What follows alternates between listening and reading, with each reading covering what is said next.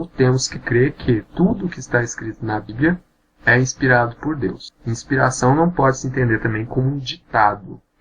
Nenhum escritor bíblico ouvia lá Deus falando e ia escrevendo. Mas a inspiração se dá mais por um dom que talvez o escritor mesmo não soubesse estar escrevendo sob a inspiração de Deus. O Evangelho de Lucas, por exemplo, inicia no versículo 1 mesmo, do capítulo 1. Ele fala: depois de muito ter investigado, ele resolveu escrever. Então, o autor humano também ele se esforçou, ele usou sua capacidade. E essa capacidade foi inspirada por Deus. Nem todos os hagiógrafos tinham boa formação, mas mesmo assim, diante de todas essas limitações, o texto é inspirado. Também o livro de Macabeus, o autor escreve que ele passou longas vigílias estudando para poder compilar ali alguma coisa por escrito. A inspiração bíblica, ela tem que ser entendida também como a ação de Deus e do homem ao mesmo tempo. Deus usa um instrumento humano, ali no texto escrito vai a capacidade humana e a vontade de Deus ao mesmo tempo. Não há nenhum texto na Bíblia que seja só escrita humana ou só escrita divina. Não, é humano e divino ao mesmo tempo, todos os textos bíblicos. O autor humano, ele não se sabia inspirar, é instrumento. Como todo texto é inspirado, também a interpretação é inspirada. O texto ele é condicionado pelo autor. Então a interpretação também vai ser condicionada. E já vimos isso em teologia fundamental, quem tem a inspiração garantida para interpretar a Bíblia é o magistério da igreja. Assim como Deus inspirou os autores bíblicos, ele inspira a igreja na interpretação. O cânone, ou a lista dos livros, ela se chegou a um consenso, primeiro, na tradição judaica. A tradição dos 70, que é lá de Alexandria, no Egito, que escreveram em grego.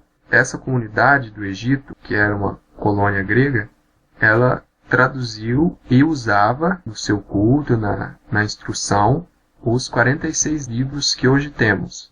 Os apóstolos também usavam esses 46 livros, escritos em grego, porque há várias citações no Novo Testamento de textos que só existem no cânon grego e não no cânon menor em hebraico, que é o cânon de 39 livros. O cânon de 39 livros foi definido posteriormente, no ano 150 d.C., por uma comunidade judaica numa cidade chamada Jâmnia. Essa comunidade decidiu não incluir aí os 7 livros escritos em grego do Antigo Testamento. Ela decidiu não incluir esses livros pelos seguintes critérios. O critério da nacionalidade, que os livros tinham que ser escritos na terra de Israel. Teriam que ter sido escritos em hebraico, aí já excluiu todos eles, excluiu todos os livros escritos em grego. Então foram critérios mais nacionalistas do que critérios racionais ou mesmo inspirados. A Bíblia Católica seguiu a tradição dos 70, que era a tradução usada pelos próprios apóstolos, como eu disse. Os 7 livros escritos em grego do Antigo Testamento, mais trechos de Esther e Daniel, eles são chamados por nós católicos deuterocanônicos. Deutero significa segundo, então eles foram considerados canônicos numa segunda instância. Porque depois desse ensino de Jâmnia, dos judeus de Jâmnia, também os cristãos ficaram na dúvida. Será que vamos usar esses livros mesmo que os judeus não aceitaram? Então vários concílios regionais confirmaram essa lista de livros. Entre eles, o mais importante, o concílio de Hipona, no ano 393. E provavelmente Santo Agostinho interferiu nesse concílio. Hipona era a cidade de Santo Agostinho, a sede de Santo Agostinho. Vários outros concílios posteriores, concílios regionais, confirmaram essa lista de livros. Também no Novo Testamento, vários livros foram colocados em dúvida, mas foi-se chegando a esse consenso e oficialmente a palavra de um papa e de um concílio foi aceito no Concílio de Florença, no século XV. A partir dessa definição, não se poderia mais mudar nada na Bíblia. As Sagradas Escrituras cristãs, há que pensar que há uma unidade. Apesar de se a gente chamar Antigo Testamento e Novo Testamento, não é que o Antigo seja menos importante que o Novo. O Novo é a consumação do Antigo. Então, seria difícil entender o Novo se não tivéssemos o Antigo. Então, por isso ele é importante. A unidade desses dois testamentos pode ser entendida no sentido de promessa e cumprimento. No Antigo Testamento, várias realidades foram cumpridas no Novo Testamento, e no sentido de preparação e realização. O Antigo prepara para o que ocorre no Novo. A unidade e harmonia dos testamentos pode ser entendida também.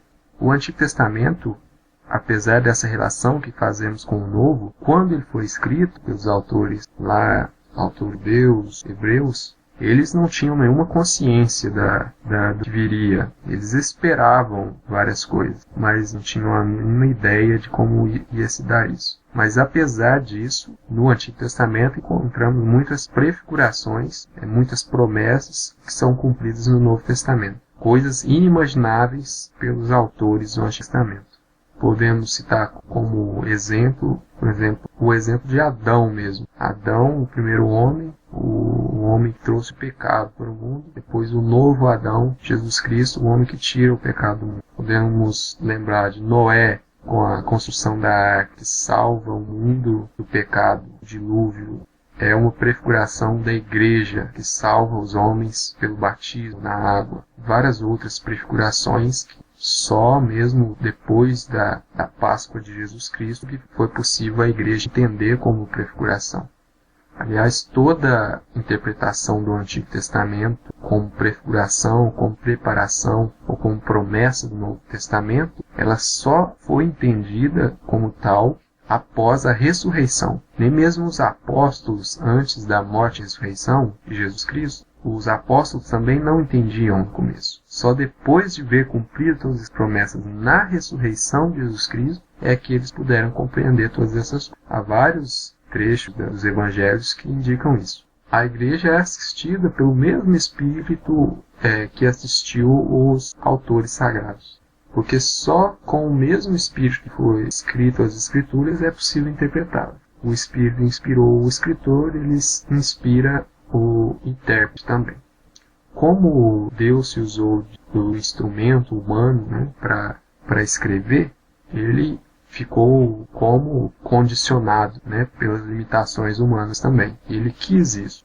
Como Deus se uniu aos homens? Através do homem. Em Jesus Cristo, ele fez homem e trouxe a salvação para nós. Como o homem não podia chegar até Deus, Deus vem até o homem. Assim também nas Escrituras. Não é nada imposto ao homem tão sobrenaturalmente que não poderíamos resistir. Não, ele usa de docilidade. Ele se oferece aos homens de uma maneira que os homens possam aceitar. Agora, na interpretação das Escrituras, segundo um aspecto mais técnico, a igreja também se utiliza dos meios científicos na interpretação, quais sejam os estudos de gêneros literários, os estudos geográficos, históricos, das formas de falar, de narrar do tempo que foi escrito, os próprios estudos de manuscritos e comparação de textos para determinar a datação dos textos. A igreja aceita tudo isso, porque é uma forma de cada vez melhor entender a intenção do autor humano e, a partir daí, entender o que Deus quis falar através desse texto. Atualmente, o método mais utilizado é o método histórico crítico. Esse método surgiu recentemente, no século XIX, e hoje a igreja aceita como método de exegese, de interpretação do texto, o método histórico crítico. A crítica textual seria o estudo dos manuscritos, a comparação das cópias para determinar a fidelidade. A análise e a crítica literária seria para descobrir as fontes do texto, quais seriam os autores do texto. A crítica dos gêneros seria sobre as narrativas, o tipo de texto, qual é o gênero literário, se é um texto histórico ou didático, se ele se encaixa em algum gênero literário, do tipo, se ele é um mito, uma saga, uma fábula, uma alegoria, uma parábola, uma legenda, uma epopeia, vários gêneros literários. A Bíblia tem todos esses tipos de texto. Também tem textos legislativos, Tem o gênero sapiencial, o profético, tem Kant. Tudo isso é estudado dentro da crítica dos gêneros.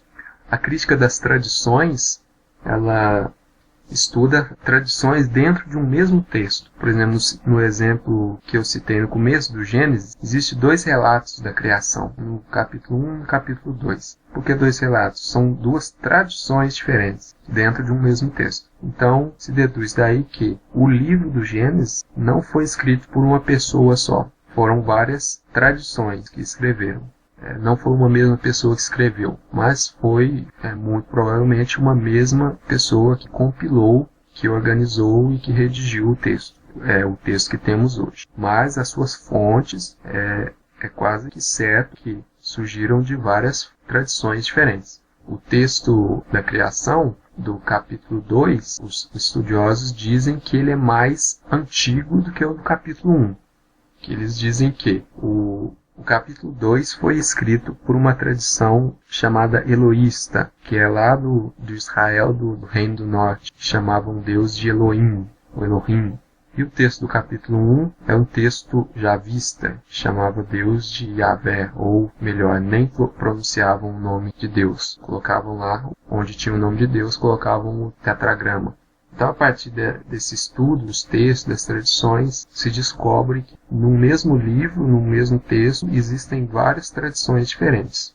Daí decorre a crítica da redação. Como que essas tradições diferentes foram juntadas para virar um livro só, um texto só? Aí vem a etapa da redação, ou dos redatores. Os redatores, aqueles homens que tinham a habilidade da escrita, foram pegando as tradições, tanto orais como já escritas, e compilando em forma de texto. Então, os estudiosos, eles analisam o texto, descobrem tradições, descobrem ali redatores. Descobrem que no mesmo texto tem camadas de texto, ou seja, alguém escreveu uma coisa, veio um redator, escreveu a mesma coisa, melhorando um pouco a linguagem, ou acrescentando ou retirando alguma palavra, e várias outras coisas. Existe, por exemplo, um termo chamado glosa.